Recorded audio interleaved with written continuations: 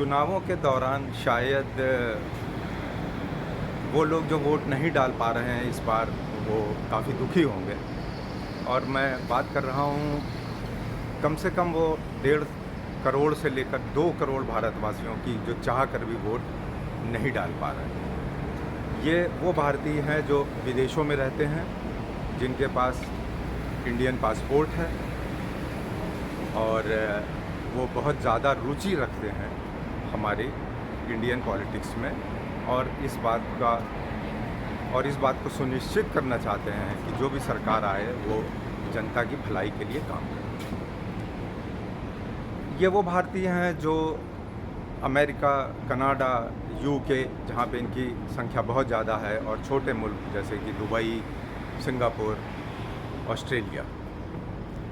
भारत सरकार को कुछ न कुछ ऐसा करना चाहिए कि ये भारतीय भी वोट डाल पाएँ।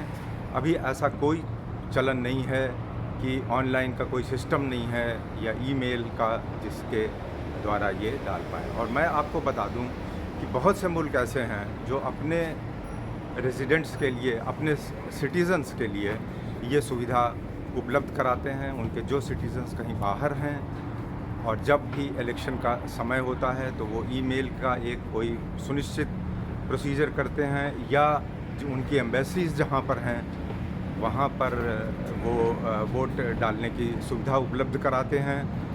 जैसे कि सिंगापुर है तो ये 10 मुल्कों में एम्बेसीज़ में पोलिंग बूथ खुलवाता है जहाँ पर इनके रेजिडेंट्स बहुत ज़्यादा हैं, और इसी तरह से यूएसए, यूके ये अपने रेजिडेंट्स को ये सुविधाएं मुहैया कराते हैं। तो इस बारे में अगले चुनाव आने तक, चाहे वो प्रदेश के हों, चाहे वो हमारा जो मेन चुनाव है लोकसभा का, ये मुहैया करानी चाहिए। अब दूसरी बात यह है कि इन चीज़ों में बहुत ज़्यादा रुचि क्यों नहीं सरकार लेती है, क्यों नहीं चुनाव आयोग आगे आता है। उनको शायद इतना इंटरेस्ट नहीं है कि ये सब पढ़े लिखे लोग हैं, इंटेलेक्चुअल क्लास है, ये बहुत दिमाग लगाते हैं वोट डालने में, और ये इनको पैसे दे के ख़रीदा नहीं जा सकता और इनको कोई लालच नहीं दिया जा सकता। तो ठीक है, वोट डालें या ना डालें, ऐसा नहीं है। जबकि हम इतना प्रचार करते हैं इस बात पे कि हर किसी को घर से बाहर निकल के वोट डालना चाहिए। तो ये एक बात है, और हिंदुस्तान और सबके अंदर एक ऐसा जज्बा है जो खासकर जो बाहर रहते हैं हिंदुस्तानी, वो बिल्कुल ही एक तरह से धर्मनिरपेक्ष भी होते हैं। मैं आपको बता दूं, ये बिल्कुल पक्की बात है। वो सारे धर्मों के त्यौहार, सारे सेलिब्रेशंस, चाहे वो कुछ भी हो, वो मिलजुल कर मनाते हैं। हम भी बड़े हुए हैं कुछ इस तरीके के गाने सुन कर के, तू हिंदू बनेगा ना मुसलमान बनेगा, इंसान की औलाद है इंसान बनेगा।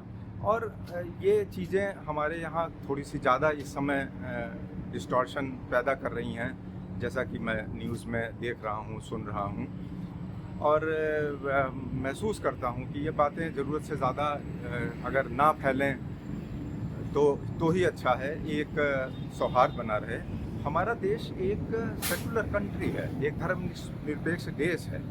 ये हमारे संविधान में भी लिखा है और हम इसको मानते भी हैं, सारी दुनिया भी मानती है। लेकिन इस बात को फिर करने का फ़ायदा क्या है जगह जगह पर, कि हम धर्म के आधार पर लोगों को बांटने का जो लोग भी प्रयास कर रहे हैं, हालांकि वो थोड़े से ही लोग हैं, और उनको ऐसा लगता है मुझे कि उनके पास और कोई एजेंडा नहीं है सिवाय इसके कि इस किस्म की चीज़ों को फैलाएं और आपस में एनिमिटी पैदा करें, वैमनस्य पैदा करें। तो मेरा निवेदन ऐसे लोगों से है कि अभी चुनाव के दौरान ही नहीं, आगे भी जो है वो इस किस्म की चीज़ें ना फैलाएं, और इससे बहुत नुकसान हो रहा है। इसमें दो धर्म के लोग तो अपने विचारधारा के हिसाब से बट ही रहे हैं, जबकि एक ही धर्म के लोग भी जो अच्छे दोस्त हुआ करते हैं, उनमें भी मनमुटाव पैदा हो रहा है, क्योंकि उनमें से कोई एक बहुत कट्टर हो सकता है और एक सेकुलर हो सकता है या न्यूट्रल हो सकता है, और वो एक दूसरे के ऊपर अपने विचार थोपने की कोशिश करते हैं और कर रहे हैं, जैसा कि देखने में भी आ रहा है।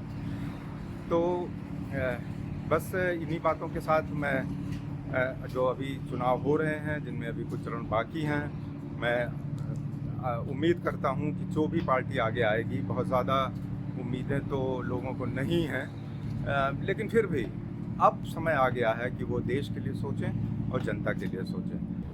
ऐसा ऐसा कैसे संभव है कि जो दो दोस्त जो बचपन से एक साथ एक दूसरे के त्यौहार मनाते रहे हैं और होली दिवाली में रंग खेलते रहे हैं, दिए जलाते रहे हैं, ईद में सिवई शेयर करते रहे हैं, वो आज जो है वो आज एक दूसरे से क्या मिलना जुलना बंद कर देंगे। ऐसी जो लोग उम्मीद लगाए बैठे हैं, मेरा ख्याल है कि वो गलत सोचते हैं। ऐसा कैसे पॉसिबल है कि जहाँ पर कोई भी धर्म का जो बच्चा है या बड़ा है वो रामलीला में हनुमान बन सकता है, राम बन सकता है, रावण बन सकता है, और फिर हम जाके वो रामलीला देखते हैं। क्या जहाँ पर ऐसा होता है हम वो रामलीला देखना बंद कर देंगे?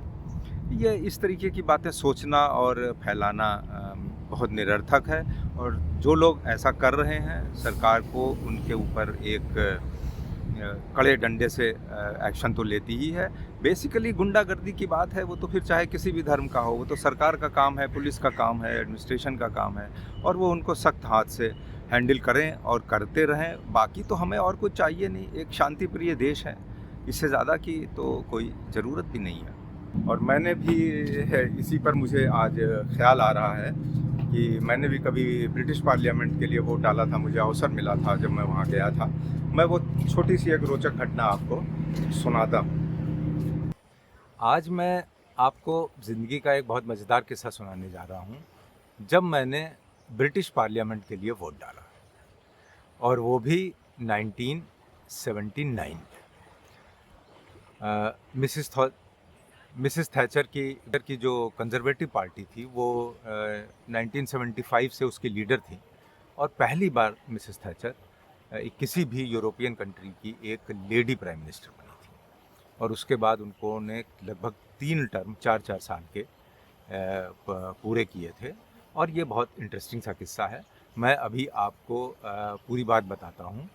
ये जो हमारी जो पोलिंग डेट थी जिसमें मैंने वोट डाला था ब्रिटिश पार्लियामेंट के लिए, मैं वहाँ पर एक स्टूडेंट की तरह से गया था पीएचडी करने के लिए। और मैं अपने कुछ कागजात पलट रहा था, तो मुझको वो सारा एक फ़ोल्डर में पड़ा हुआ मिला जब मैं वहाँ गया था, और उसके टिकट्स और मेरे यूनिवर्सिटी कॉलेज लंदन का ये मेरा कार्ड है, मैं भी आपको साइड में दिखाऊंगा। ये मेरी लाइब्रेरी कार्ड है उस समय का, मैंने ठीक से रखा हुआ है। और ये हमारे वहाँ के बैंक के कार्ड्स हैं। They are 45 year old memories, health card, so many things. This is my driving licence to drive in UK. ये मेरा जो है रजिस्ट्रेशन कार्ड है, और ये इस तरीके की बहुत सी चीज़ें हैं। ये मेरे सारे टिकट्स हैं जो मैं फ़्लाई किया था यहाँ से। उस समय एयर इंडिया में इस तरीके के वो टिकट कागज़ वाले मिला करते थे।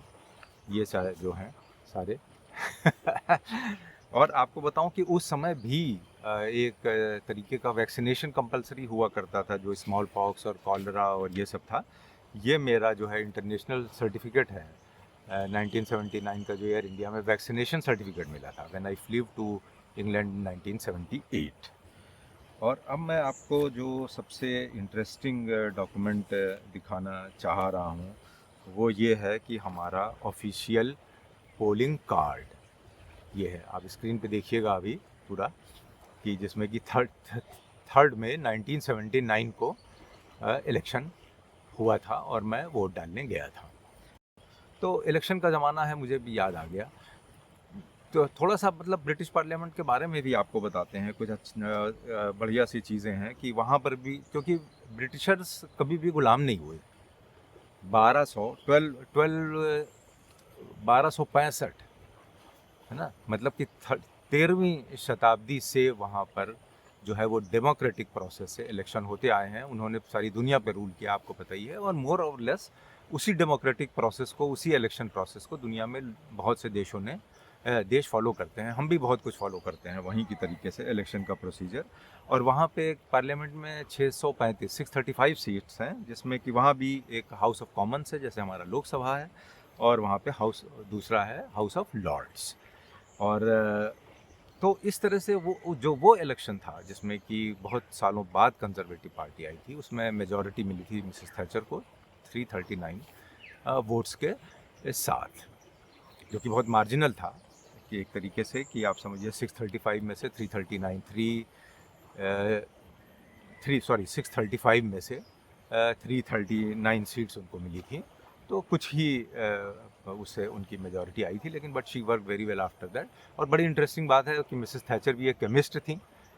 अब आपको बताते हैं कि थोड़ा सा वहाँ के पार्लियामेंट के बारे में। ये आपने सिटी ऑफ वेस्टमिनिस्टर सबने देखा हुआ है, बिग बेन भी देखी हुई है। तो वहाँ पे जो ये है कि ये तो मैंने आपको बता ही दिया कि वहाँ भी House of Commons, House of Lords है। और वहाँ पे जो सीट्स होती हैं हाउस ऑफ कॉमन्स की, सीट्स ग्रीन कलर की होती हैं, बाकी उसका सारा स्ट्रक्चर सेम है कॉमन्स और लॉर्ड्स का। और जो लॉर्ड्स की सीट्स होती हैं वो लाल रंग की होती हैं। तो कुछ इंटरेस्टिंग सी बातें हैं।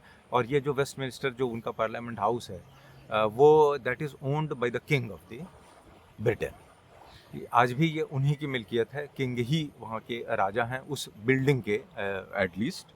और ये बिल्डिंग काफ़ी 1942 में जब सेकेंड वर्ल्ड वॉर हुई थी तो बहुत ज़्यादा नष्ट भी हुई थी। वहाँ पे करीब करीब बताते हैं कि 14 बार बॉम्बिंग हुई थी। And but the building survive, फिर उसका रेनोवेशन वगैरह हुआ, ये सब था। तो this is something which I wanted to share with you my friends. मुझे अचानक से ये याद आई, बहुत पुरानी घटना। And today I feel very happy about it that I was a part once in the as a voter in the British parliament.